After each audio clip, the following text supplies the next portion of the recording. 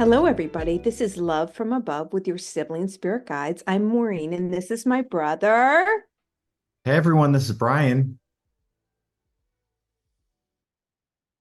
We're so happy to be here. On this podcast, we share channelings we receive from star beings, ascended masters, and occasionally our ancestors. And you won't believe who we're going to talk about today, fairies and genies. And we heard from them. They're real. What do you think about that, brother?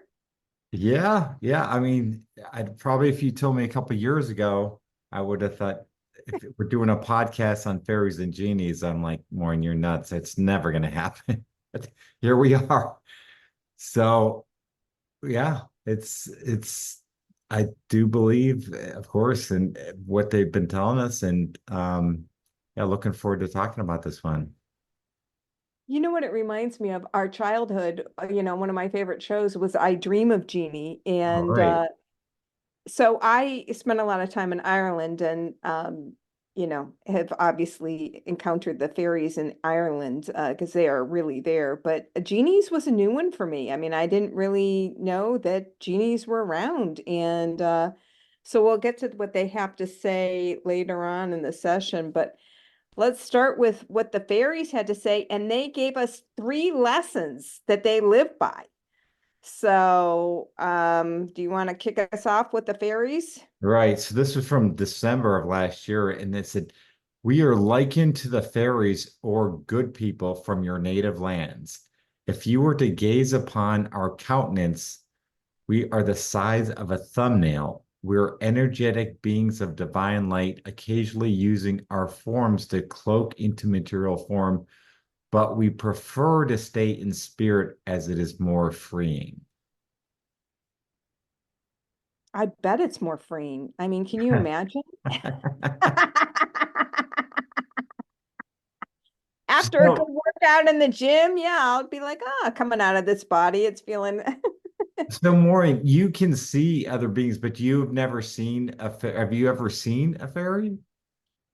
Well, this is an interesting question, Brian, because I thought that I had seen fairies, but I definitely had not seen, I've never not seen someone who's like that small, that thumbnail.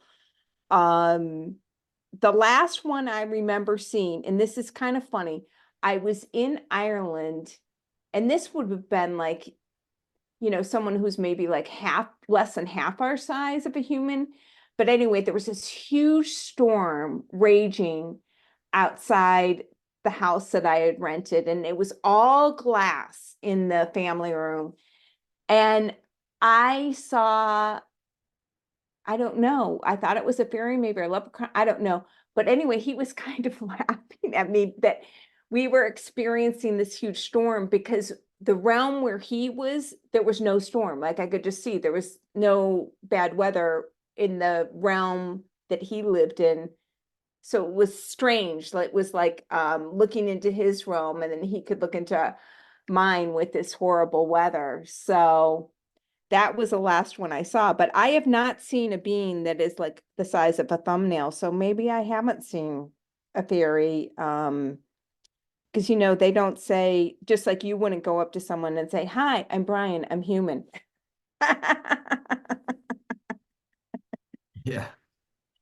Well, it's interesting because I knew they were small, and I can't remember one, and I don't know if it's a Dolores Cannon or some other book we've read, but they did talk about the fairies are real and they protect the forest and the animals and things like that. But I thought they were again, like you mentioned, a few feet high, but like a thumbnail. That's that's amazing. And of course, you can't see them anyway. They're cloaked almost all the time. But anyway, it is interesting. Um, and so then they go on to say, we come in communication to part with the natural order of the universal way. To know these lessons is to understand the greater good of the indivisible one. The indivisible one is the preferred manner in which we hail the one creator. So why don't you talk about the first rule? Well, I mean, the first rule is a universal rule, and certainly applies with our podcast. The first rule which we in our tribe observe is that love rules all. Our answer to any question comes with a response of a loving manner. Isn't that beautiful? I mean, isn't that beautiful? Absolutely. So yeah, I wonder how they're grouped and how many are in it, together, and what type of how they live. I have all sorts of questions, but anyway, we'll go on with just the information they provided. So I'll take up the second rule. The second rule is a rule of indivisible nature. All cellular structures divide and grow, which is what separates our forms from those of the indivisible one. We look for this separation for assessing how we can serve the one creator and reuniting with the one. For example, if I'm a bird, and I'm without my flock, then I am indeed separated and unloved. I need to return from whence I came. For many, their tribe may shift and change. However, to be within the whole that consists of your loving, nurturing, centering self is required. And yeah, that's beautiful too. I think um, we've read a lot of things about this too, where I think we mentioned this in prior about the indivisible nature of the creator. So that aligns with everything we've heard before as well. Any other thoughts on that one, Maureen? Well, actually, I think the first rule, love rules all. We've heard that many times, but this one, the indivisible nature, like I haven't really heard about that. And I love that dichotomy of like looking how they call the creator the indivisible one, and that everything around us, like all cells grow and divide. And so if you grow and divide and you change, then you're not the creator. So this is interesting to me. Like, honestly, Bri, I don't think I've ever heard of anything like that. And it's really talking about staying within your tribe, finding your tribe, even though your tribe might change, um, throughout your lifetime, but staying within that tribe. So I don't know. To me, that seems kind of unique.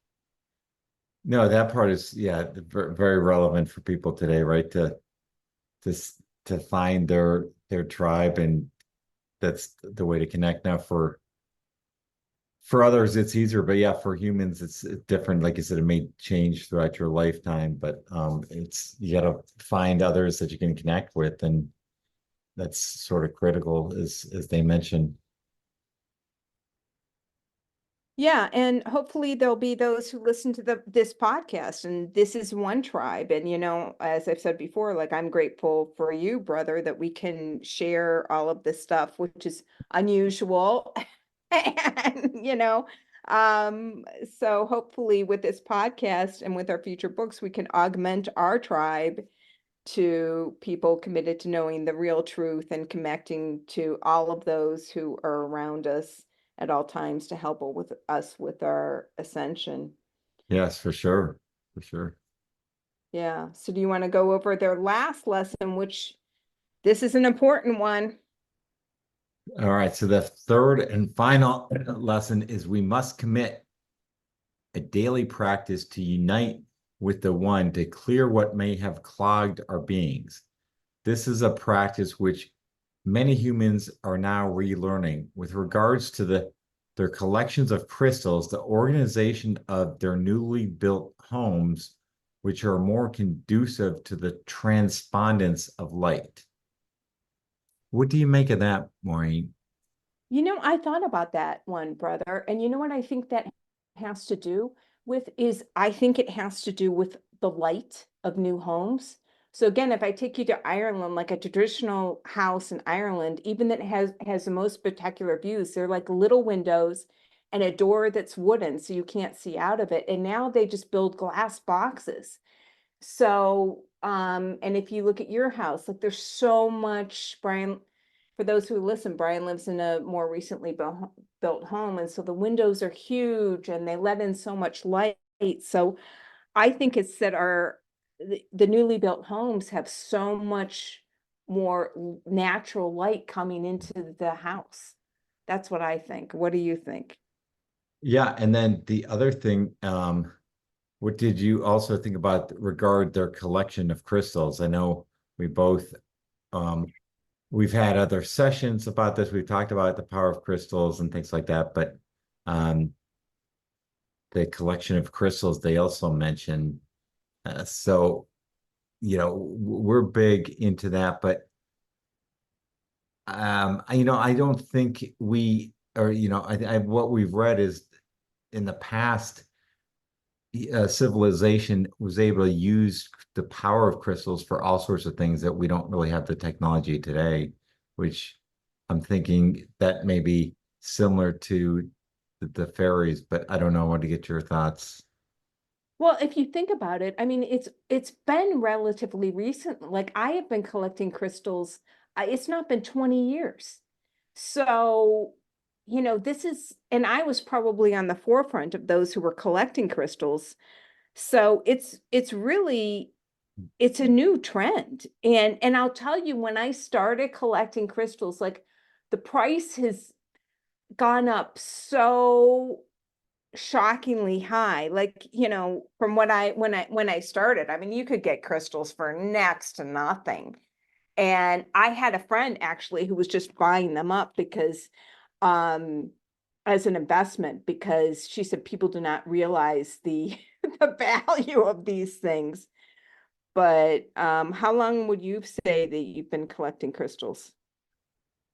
Not that long, and I think when you came to visit me a couple of years ago and we went to the crystal shop, it was sort of the first time I've ever went to a crystal shop. So just a few years, but um, yeah, now I have the app and I'm always looking at, adding to my collection and um, yeah, so I'm learning more and more about them and the power of them as well. Yeah, and we should mention there's this great app that we got. It's called what? Rock Identifier. I think that's what it's called. And it's very useful for me as I travel the world because you can take a picture of the crystal and it will identify what it is. And also whether it's fake. So that, there's a lot of fake turquoise out there, and you could just take a picture of it and determine whether it's genuine or real. And then it will catalog your collection for you, which is very, very helpful. So I love that app. Absolutely love that app. Yeah, there is a fee if you. I think it's free for a while, and then there's a fee, but it's worth it because, like you said, didn't you find you were buying something and it wasn't real, and then you told the guy, and the guy, it seemed like he didn't even realize that himself. Yeah, I was in Dubai and I went to the souk, and I was looking at opals because remember we got guidance to buy opals, and so I took a picture of these opals, and I was talking with the owner of the store, and he was like, "No, no, they're real, they're real." And I showed him that they were glass, and I will tell you from his response, he did not know they were glass. He was very dismayed. So, yeah, and of course you want something that's been with the fairies or the good people in the mountains and has been mined and has all of that energy, as opposed to a glass that's been cut and looked to look like an opal. So yeah, that's really saved me. So I'm grateful. So yeah, why don't we go on to the genies? This came on when I arrived in Qatar. And so this was on December 20th, 2023. They said, "We are the fairies, genies that work in this part of the realm. We are indeed pleased to make your acquaintance. We are likened to the green folk of your beloved Ireland." Brian, I don't even know what the green folk of the beloved Ireland are. I know the green man. Do you know what the green folk of? I don't know what they're talking. Maybe the leprechauns? What I are was they thinking talking? leprechaun, right? Yeah. I don't really know. They said we have long dwelled within these lands. We most eagerly await your arrival. We shall succeed in making sure that your visit in our lands are extraordinary. And let me tell you, they did. I loved Qatar. I keep on telling people Qatar is like paradise. I had a great time. And I didn't realize till I was putting this podcast together. I was like, oh my God, no wonder I had such a great time in Qatar because they, they paved the way for me. They said, for now, play. This is indeed a land of fun and treasure and love. Let me tell you, I had a great time in Qatar. Never saw any genies, but obviously they did their magic. Right. Yeah, that's amazing. And it's funny how you think of like the I Dream of Genie and sort of like, the Middle East or the Arabian the Arabia when you think of like a genie and that's where it popped up. But yeah, there's other beings too, because I don't we didn't include the more recent thing. We had a more recent connection with the fairies, and they mentioned that, oh, in my backyard there's fairy-like um beings called, water sprites that I don't know if we're associated or in my pool or something, but I have a pool in my backyard and they said, oh, there's water sprites, or maybe just in the forest behind the pool. I'm not sure, but so yeah, they're all around, and they're there's all these other beings around that are so here to help because they also offered you protection if required. So I mean, it seems like they can do all sorts of things for you. Yeah, and so that's what our closing statement was that I came up with. It says, this was from the fairy-like beings. They said, you may call upon us frequently. And then from the genies, they said, you may call upon us at any opportune moment. We heed every call. But then I've got to add a qualifier because we got new information just a week or two ago. And do you want to go into what they said with regards to that? Right. So this was just on July 18th. So they said utilizing the help through the multiple beings who come forth in these sessions uh, through your podcasts are indeed beneficial. However, the ultimate source of all is indeed the one creator. Nothing can suffice for switching um, for the true magnitude of one's creator's all-encompassing presence. This is an important message to relay. So break that down for me, Maureen. Well, I mean, I think honestly, Brian, if this would have been figured out like 2000 years ago, there would have been a lot more clarity. But this has been something that's been going on for thousands of years where people call on, a pantheon, whether it's an Egyptian pantheon or a Greek pantheon or what Irish pantheon. But so if you can call on these people, you can call on the fairies, you can call on they send in masters, whoever you want that speaks to you. But, all of those people are happy to help as the fairies are, as the genies are. But, it's not like they're a substitute for the one creator. The one creator is the all encompassing presence. Um, so yeah, I mean, so it was interesting that they came through on July 18th and was like, yes, feel free to ask for the fairies' help and the genie's help, but just don't forget that, there is only one creator. And I did. My youngest child wanted help with something, and let me tell you, all these people who said they wanted help, like I called on every single one of them. I was like, um Right. and it works, I mean it works. So what do you think? Right. I mean, we've mentioned that before. But it's funny. I keep on adding more people to the list. I'm like, there's so many different people that have offered to help, and so I was just trying to think, like, would you call for help from the genies or the fairies in certain situations. When I think of like the fairies, I think of more nature. I don't know if is would you call if you're out in nature or I guess for anything? That's sort of my question. I would do it for anything. Now, when I lived in St. Petersburg, Florida, which is the longest place I've lived as an adult, there's so many intuitive people who live there, and all of my friends would be like, what is with all the fairies that surround you?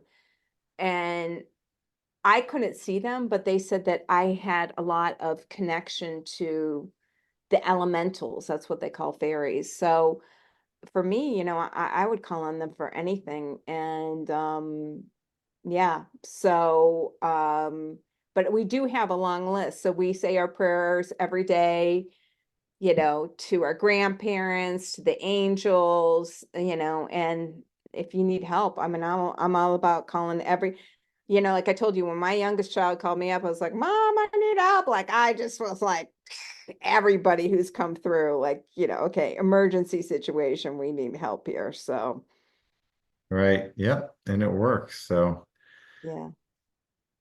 well, another good one. So yeah, we were just talking. This is episode 24. So it's, I don't think it hasn't even been 6 months. So we have been cranking them out every week and look forward to another one next week. Anything else to add, Maureen? No, grateful for you all for listening. Have a great week.